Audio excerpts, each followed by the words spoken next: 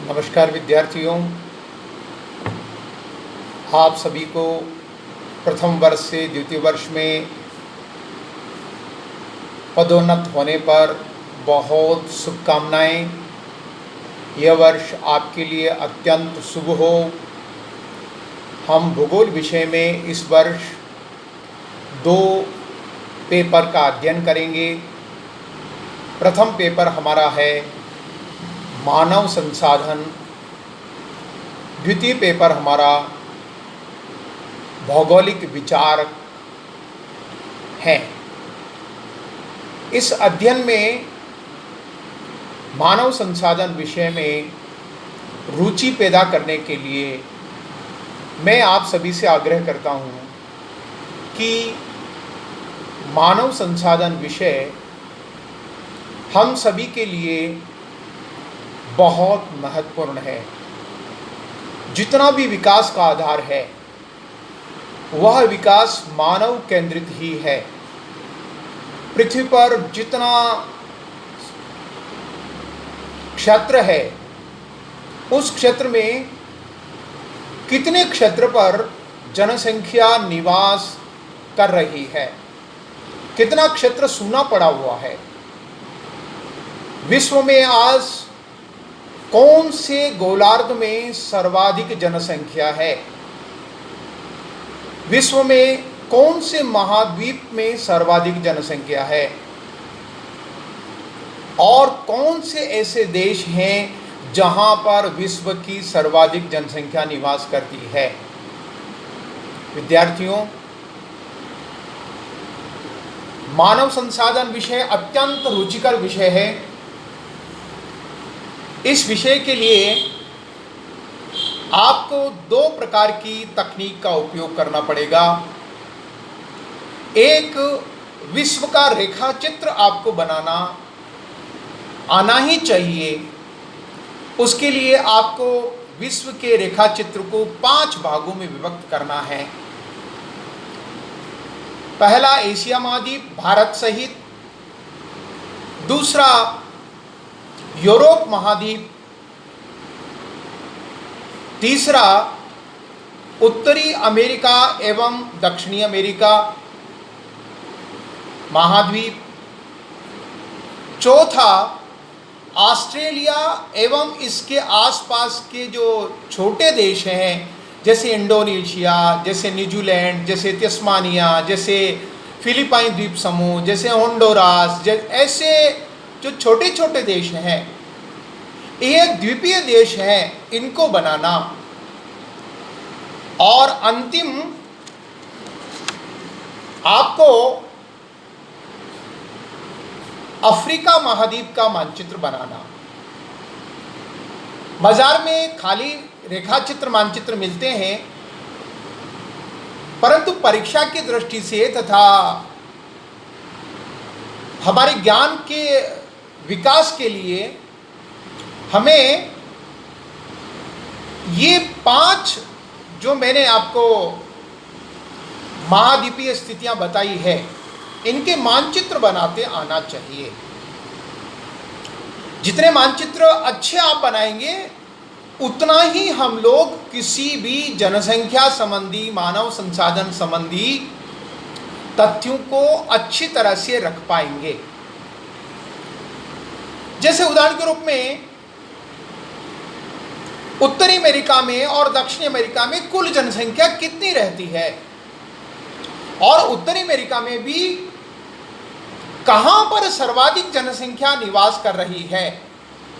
जब हम लोग ये देखेंगे, वहां प्रदर्शन करेंगे, तो ध्यान में आएगा वहां पर कौन सी नदी है, वहां पर कौन से उद्योग धंधे लगे हुए हैं, क्या वह समुद्र के नज़दीक है, क्या वह किस प्रकार की जलवायु में स्थित है।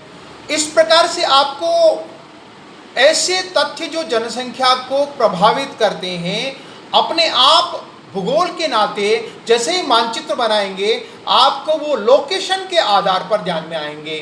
तो भूगोल के विद्यार्थियों के लिए विश्व का मानचित्र बनाना, रेखा चित्र बनाना, यह अत्यंत आवश्यक है। इसके लिए घर पर अपन को बहुत मेहनत करनी चाहिए, प्रयत्न करना चाहिए। और घर पर मेरा ऐसा मानना है हर एक महाद्वीप का कम से कम 100 बार मानचित्र बनाना चाहिए। और मैं इसको इंडिविजुअली हर एक विद्यार्थी से आग्रह करता हूं, घर पर अपने स्लेट ले लें और एक स्लेट के साथ चौक ले लें और घर पर प्रैक्टिस करना चालू कर दें। मैं आपको लाइव भी मिलूंगा। लाइव मिलने पर आपसे मैं पूछूंगा कि आपको क्या प्रॉब्लम आ रही है बनाने में। अभी कोरोना का जो महामारी है, इस कोरोना की महामारी को हम लोग बड़े संकट से, इस महामारी के कारण बड़े संकट से गुजर रहे हैं। तो भगवान करे जितना जल्दी हो सके ये समाप्त होगी। और ये भी महामारी भी वैश्विक है, कोई भारत विशेष में नहीं है। और इसलिए ध्यान में रखना पड़ेगा हमें कि इस महामारी के दौर में हम लोग जो अध्ययन कर रहे हैं वह अध्ययन उच्च कोटि का कैसे बने, इसके लिए मेरा सुझाव है कि हमें ये रेखा चित्र बनाने का अभ्यास घर पर करना ही है। दूसरी तकनीक है मानव संसाधन के अध्ययन करने के लिए, वो ये कि विश्व में हम लोग ग्लोब पर कई चीजें प्रदर्शित करते हैं। विश्व ग्लोब का मतलब क्या हुआ?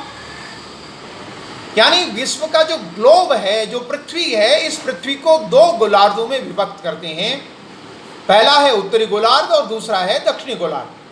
0 डिग्री से उत्तर में 90 डिग्री अक्षांश तक उत्तरी गोलार्ध और 0 डिग्री भूमध्य रेखा से दक्षिण में 90 डिग्री तक दक्षिणी गोलार्ध। अब ये उत्तरी गोलार्ध और दक्षिणी गोलार्ध हैं, इसमें जो अक्षांश रेखाएं, प्रमुख अक्षांश है, जैसे उत्तरी गोलार्ध में 23.5 डिग्री उत्तरी अक्षांश को हम लोग कर्क रेखा बोलते हैं और 23.5 डिग्री दक्षिणी गोलार्ध में जो अक्षांश है उसको हम लोग मकर रेखा बोलते हैं। ऐसे जो प्रमुख अक्षांश रेखाएं हैं, उन अक्षांश रेखाओं को अध्ययन करना।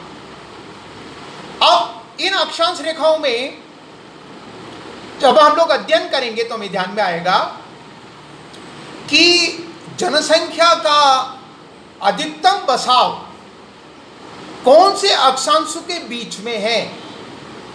तो इसके लिए हमें ध्यान में करना पड़ेगा कि हमें विश्व की जलवायु से संबंधित जो जानकारियां हैं वो है या नहीं।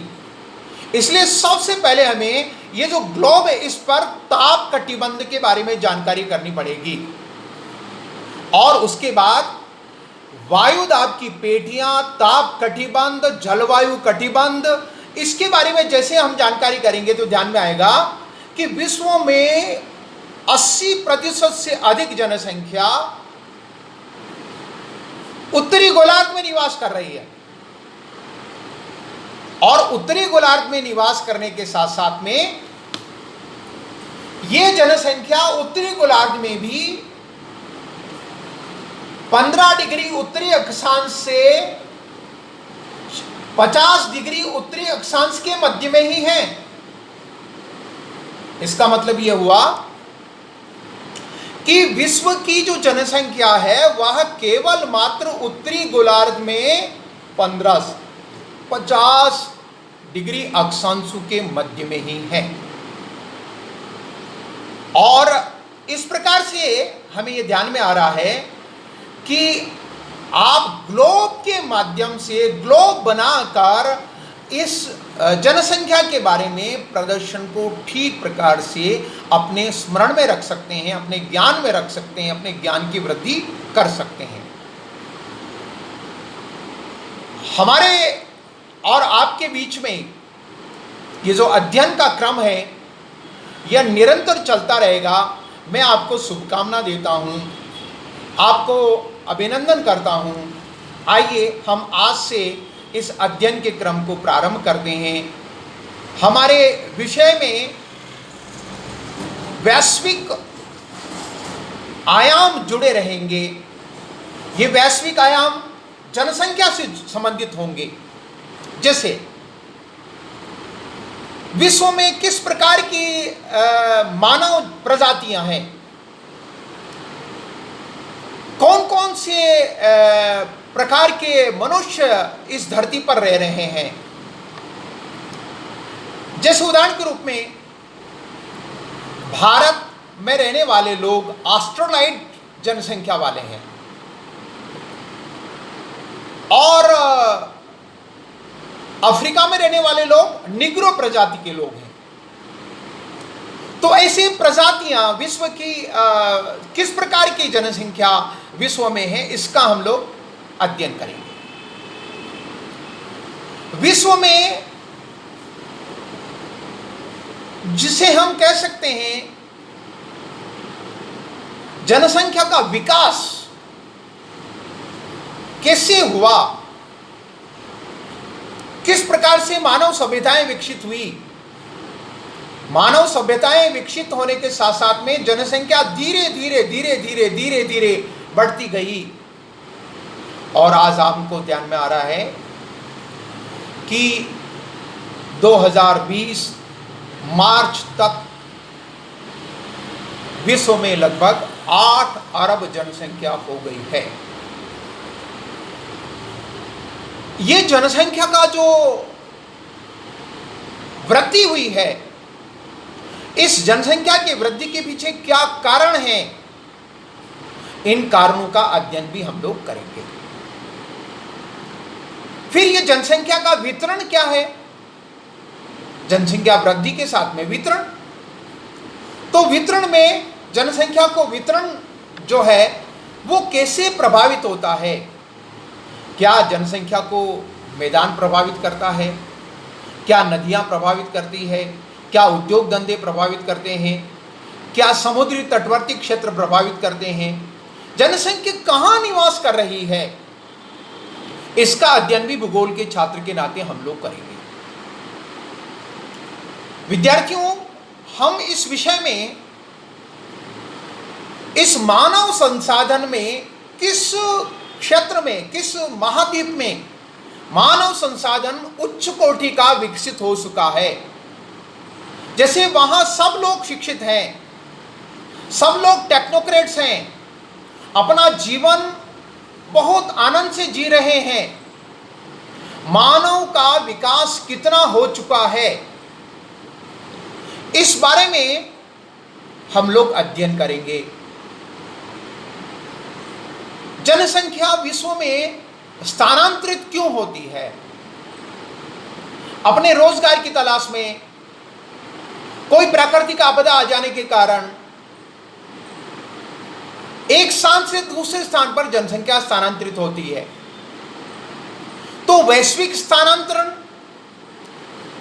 देशीय स्थानांतरण और स्थानीय स्थानांतरण, इस प्रकार से हम लोग स्थानांतरण का अध्ययन करेंगे। विश्व में जो जनसंख्या है, इस जनसंख्या से संबंधित समस्याएं कहां पैदा हो रही है, यानी कहां पर गरीब लोग ज्यादा हैं, कहां पर संसाधन कमी हो रही है, किन लोगों को खाने के लिए बराबर भोजन नहीं मिल रहा है, इन सब चीजों का अध्ययन हम लोग करेंगे। जनसंख्या का आवास कैसा है, गांव में कैसे लोग रहते हैं, शहरों में कैसे लोग रहते हैं, ये जो आवास संबंधी जो जानकारियां हैं, इसका भी हम लोग इसमें अध्ययन करेंगे। आजकल नगरीय क्षेत्रों में विशेषकर झुग्गी झोपड़ियों का निर्माण ज़्यादा हो गया है। भारत की समस्या नहीं है, वैश्विक स्तर की समस्या है। तो इस समस्या के बारे में भी हम लोग अध्ययन करेंगे। नगरीय आबादी बढ़ रही है, वहाँ पर विभिन्न प्रकार की समस्याएं बढ़ रही है, जैसे नगर बढ़ रहे हैं, पीने के पानी की समस्या बढ़ रही है, उनके लिए आवास की समस्या बढ़ रही है, रोजगार की समस्या बढ़ रही है, गंदगी हो रही है, नदियाँ गंदी होती जा रही है, वायु प्रदूषित होती जा रही है। इन सब के पीछे मानव संसाधन है, इनका भी अध्ययन हम लोग करेंगे। ग्रामीण क्षेत्रों से आवास, ग्रामीण क्षेत्रों की छोटी छोटी जानकारियाँ, इसका अध्ययन भी हम लोग सम्मिलित करेंगे। आज मैं इतना ही आपको कह रहा हूँ कि आप लोगों को मानव संसाधन के अध्ययन के लिए अत्यंत मेहनत करना है, परंतु ये सब्जेक्ट बहुत रुचिकर है। इस रुचिकर सब्जेक्ट में बहुत नंबर आते हैं। नमस्कार, आपका स्वागत।